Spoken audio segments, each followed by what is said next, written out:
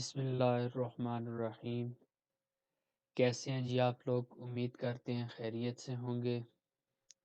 आज की इस वीडियो के अंदर हम डिस्क्रीट स्ट्रक्चर के अंदर logical equivalence, D Morgan's law और लॉज ऑफ लॉजिक्स में लॉजिकल इक्विवेलेंस के जो लॉज जो हमारे पास हैं हम उनके बारे में स्टडी करेंगे।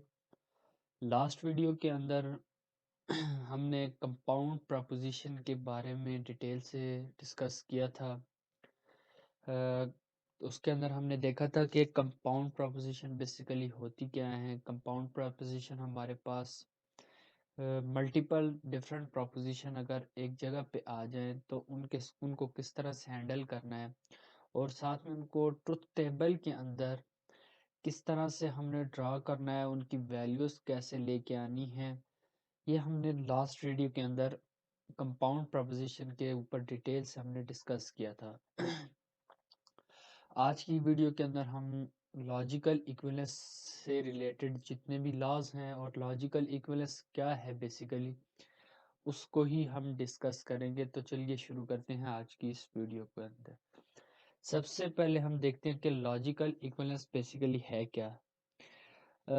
Two proposition forms are called logically equivalent if and only if they have identical truth values for each possible substitution of proposition for their proposition variable। देखें, हमारे पास लॉजिकल इक्विवेलेंस से मुराद क्या है कि दो आपकी या मल्टीपल आपकी प्रपोजिशन जो हैं वो लॉजिकली कब इक्विवेलेंट होंगी, जब उन दोनों प्रपोजिशन की जो वैल्यूज़ हैं, ट्रुथ वैल्यूज़ हैं, वो सेम होंगी, तो वो आपके पास लॉजिकल इक्विवेलेंस होगा। ठीक है जी। लॉजिकल इक्विवेलेंस की जो रिप्रेजेंटेशन है वो कुछ हम जैसे इक्वल साइन है उसके ऊपर एक और साइन हम एक और लाइन यूज करते हुए उसे हम लॉजिकल इक्विवेलेंस कहते हैं।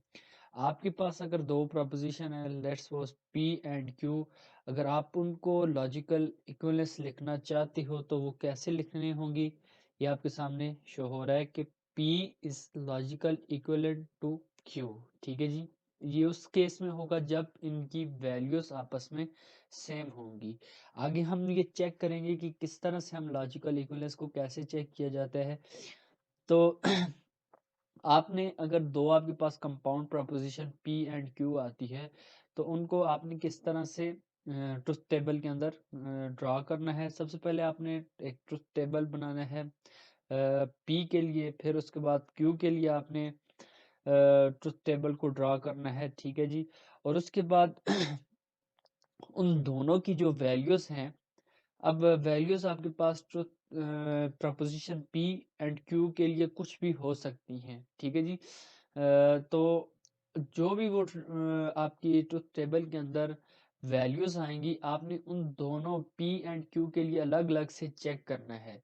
अगर P और Q की वैल्यूज सेम आ रही हैं तो वो आपके लिए, इसका क्या मतलब है कि P एंड Q क्या है, इक्विवेलेंट या equivalence, P is equal to Q। ठीक है जी। दोनों की जो वैल्यूज हैं अगर वो सेम है तो P is equal to Q हो जाएगा। ठीक है जी। इक्विवेलेंस चेक कैसे किया जाता है कि आपने करना क्या है, जो आप क्या कहते हैं ट्रुथ टेबल ड्रा करेंगे P और Q के लिए, आपने उन दोनों की वैल्यूज को चेक करना है। ठीक है जी।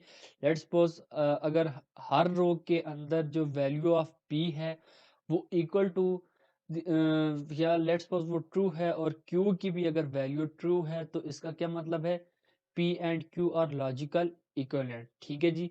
कहने का मकसद ये है कि जब आप ट्रुथ टेबल के अंदर, एक ही ट्रुथ टेबल के अंदर आप दोनों की वैल्यूज को जब ड्रा करेंगे और फिर जब उनको चेक करेंगे तो दोनों की अगर फॉर एग्जांपल सेम वैल्यू आ रही हैं तो वो क्या होगा, लॉजिकली इक्विवेलेंट हो जाएंगे। ठीक है जी।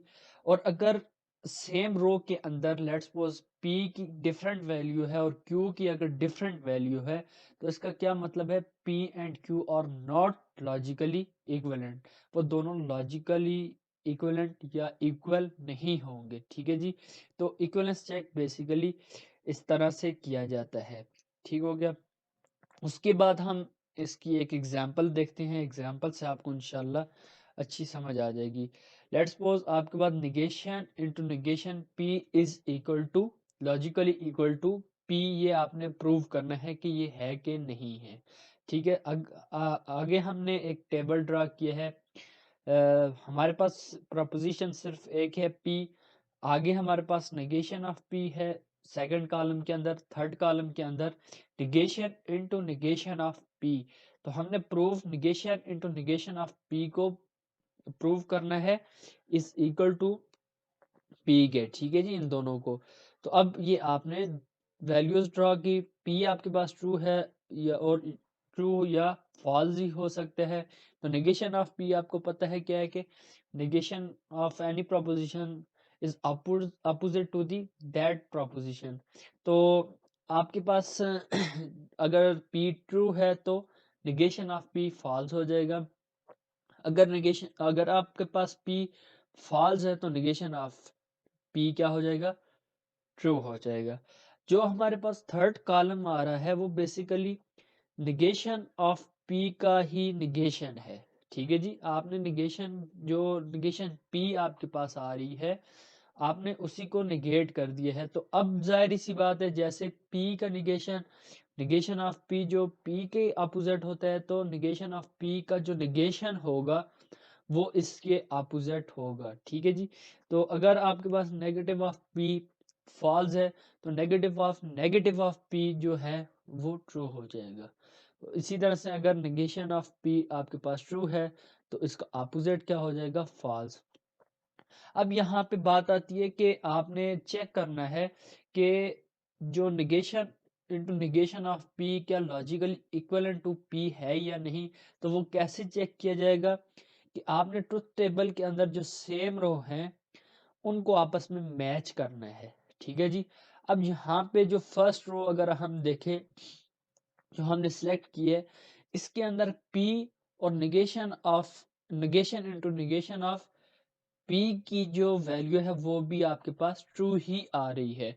तो हम यहाँ पे कह सकते हैं कि जी these rows are logically equivalent. लेकिन यहाँ पे हमने प्रूफ बेसिकली करना क्या होता है कि जितनी भी वैल्यूज हैं अगर वो सारी इक्वल आ रही हैं तो तो आपकी प्रोपोजिशन लॉजिकली इक्विवेलेंट होंगी। ठीक है जी, तो अब सेकंड अगर हम देखें तो आपके पास क्या है, फॉल्स। तो यहाँ पे आपके पास निगेशन ऑफ p क्या बन रहा है, वो भी फॉल्स बन रहा है। तो अब आप कह सकते हैं यहाँ पे हमारे पास अब थर्ड रो नहीं है, नहीं तो हमें उसे भी चेक करना पड़ता। तो हमारे पास दो ही रो है तो हमने दोनों रोज को चेक किया तो हमारे पास दोनों की वैल्यूज सेम आ रही हैं।